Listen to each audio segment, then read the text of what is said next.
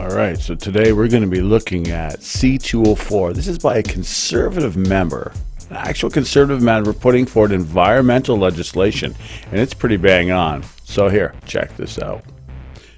Scot Davidson, he's a new MP, and at first didn't think much of him, but I am happily wrong. He's an outstanding MP. So check this out. Bill C-204 seeks to prohibit the export of plastic waste from Canada to other countries, where it is all too often being burned, dumped in the ocean, or otherwise disposed of improperly, with devastating impacts on the environment. Other countries, like Australia, New Zealand, and the UK, have already taken action on this important issue, but Canada is not. In fact, the current federal government has rejected all calls to implement a plastic waste ban, claiming that the practice of sending plastic waste to foreign countries is beneficial, despite so much evidence to the contrary. We can't continue to do what we've been doing. Canada needs to show leadership and take responsibility for our own plastic waste.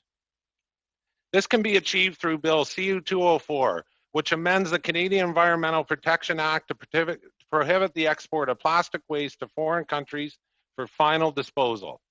This bill has been drafted to ensure that our domestic laws include a strong prohibition on the export of plastic waste that works with our international agreements while still permitting the export of properly recycled plastic waste.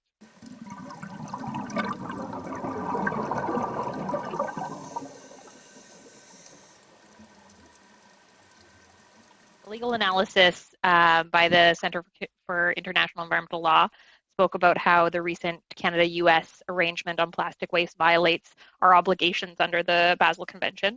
And as you mentioned, because the US has never signed on to the Basel Convention and doesn't regulate plastic waste exports in the same way that we do, this has been characterized as this kind of backdoor agreement that allows our government to get around our international obligations on plastic waste. So I'm concerned about this agreement, and I'm also aware of the reality that many communities rely on sending plastic to the US for recycling. So how do we still allow that kind of legitimate trade of recyclable plastic waste while also making sure that the non-recyclable or hazardous plastic waste, the plastic waste for special consideration from Canada, doesn't end up being shipped to other countries without environmental controls in place by the US once we ship it there? Yes, thank you. That has us very concerned as well. We learned quite late.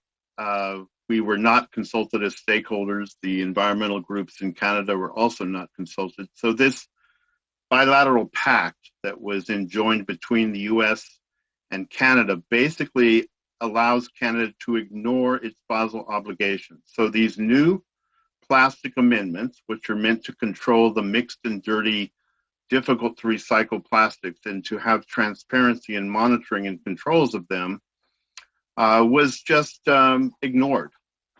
And they said, we are going to sign this agreement, and by doing that, we will maintain the status quo of opaque, untransparent, uncontrolled trade. This has us very worried because the US is a major exporter of all kinds of problematic waste to developing countries.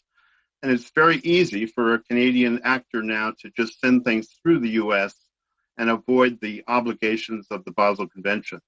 The agreement itself was highly criticized because you're allowed to have separate bilateral agreements under the Basel Convention, but they have to be with the same controls and environmental rigor as the convention itself.